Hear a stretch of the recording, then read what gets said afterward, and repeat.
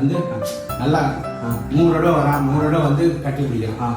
கட்டி பிடிச்சோன்னே ரொமான்ஸ் பண்ணுறாங்க. ரொமான்ஸ் பண்ணோன்னே திடீர்னு பேயாயிடுறான். உடனே அப்படி சீரியஸா பண்ணிட்டு இல்லை சார். ஏன் அதெல்லாம் டக்குன்னு இன்னும் கொஞ்சம் நல்லா ரொமான்ஸ் பண்ணிக்கலாம்.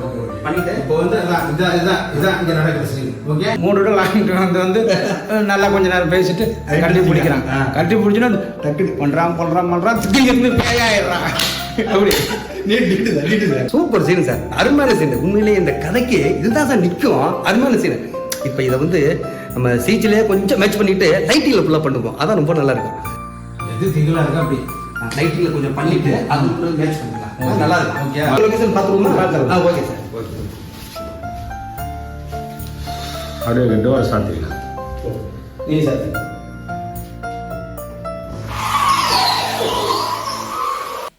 கொடுங்க தலை. இந்தாங்க தலை, டீ குடிங்க. தலை, என்ன தலை, வழக்கமாக நான் தான் உங்களை பார்க்கணுன்னு சொல்லுவேன். ஆனால் இப்போ ரொம்ப நாள் கழிச்சு நீங்களே என்னை பார்க்கணுன்னு சொல்லியிருக்கீங்களே, என்ன தலை? அப்படியே தூக்கி தலை டீயை மூஞ்சில் ஊற்றிடுவேன். ஐயோ, என்ன தலை இவ்வளோ சூடாக இருக்கீங்க?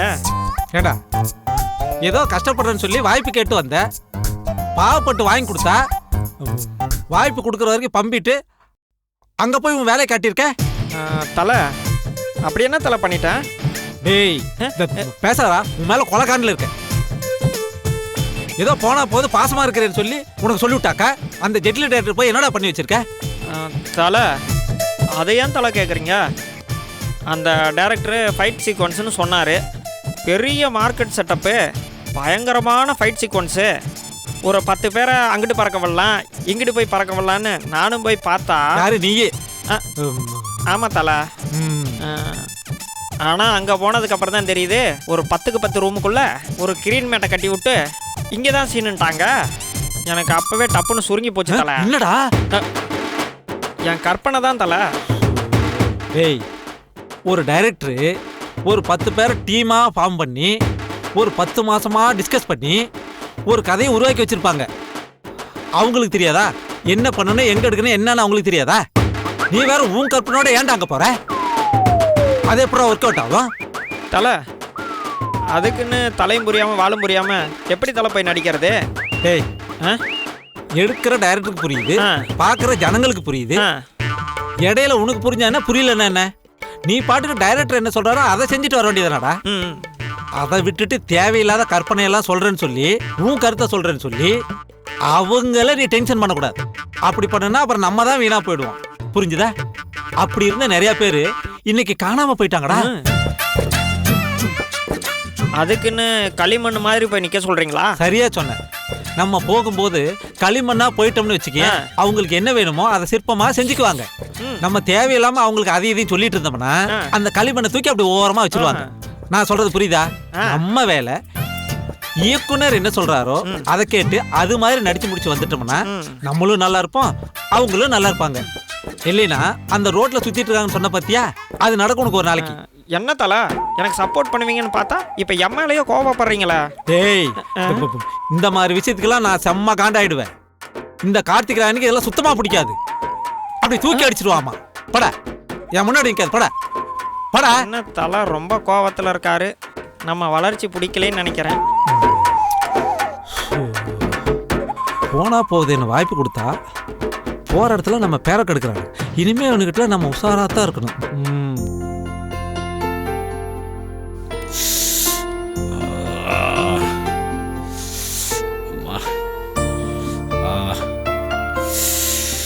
என்னாச்சுங்க? தலைவலிக்குதா? ஆமாம்மா. இந்தாங்க காஃபி குடிங்க. முதல்ல இந்த லேப்டாப்பை தூக்கி அங்க வைங்க, காஃபி குடிங்க. நானே உன்கிட்ட கேட்கலான்னு நினைச்சேம்மா, நீயே கொண்டு வந்துட்ட. முதல்ல காஃபி குடிங்க.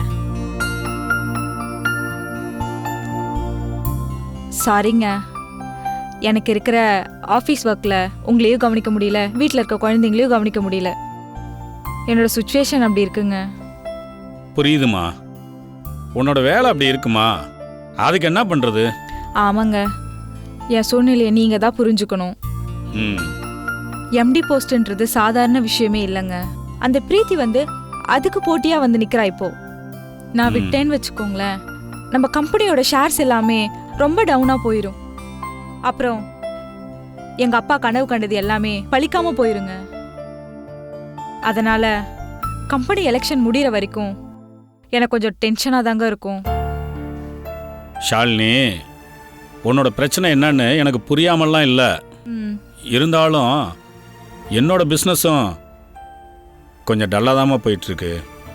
இந்த மாதிரி நேரத்தில் நீ தான் என் கூட ஆறுதலாக இருக்கணும். சாரிங்க. இந்த மாதிரி நேரத்தில் நான் உங்கள் கூடவே தான் இருக்கணும். நீங்கள் எனக்கு ஆதரவாக இருக்கணும், நான் உங்களுக்கு ஆதரவாக இருக்கணும். அப்போ தானே பேலன்சிங்காக இருக்கும். என் பிரச்சனைலாம் முடிஞ்ச உடனே உங்களையும் குழந்தைங்களையும் பார்த்துக்கிறத தவிர எனக்கு வேற என்னங்க வேலை இருக்கு? ஆமாம்மா, நான் கூட இந்த சம்மர் ஹாலிடேல பசங்களையும் ஒன்றையும் கூப்பிட்டுட்டு சுவிட்சர்லாந்து போகலான்னு இருக்கேன். ஹை, சுவிட்சர்லாந்தா? எனக்கு ரொம்ப பிடிச்ச பிளேஸுங்க அது. எப்படி கரெக்டாக கண்டுபிடிச்சிங்க? நீ லவ் பண்ணப்போ ஒரு தடவை சொல்லியிருக்கேல்ல, நல்லா ஞாபகம் இருக்கு. சரிங்க, உங்களுக்கு நைட்டு டின்னர் என்ன செய்யறது? சப்பாத்தி பன்னீர் பட்டர் மசாலா. அவ்வளவுதானே? இப்போ உடனே நான் செஞ்சுட்டு வந்துடுறேன். ஓகேவா? இந்த லேப்டாப்லாம் கொஞ்ச நேரம் மூடி வச்சுட்டு ரிலாக்ஸா ரெஸ்ட் எடுங்க. சரியா? Okay okay. பரவாயில்ல.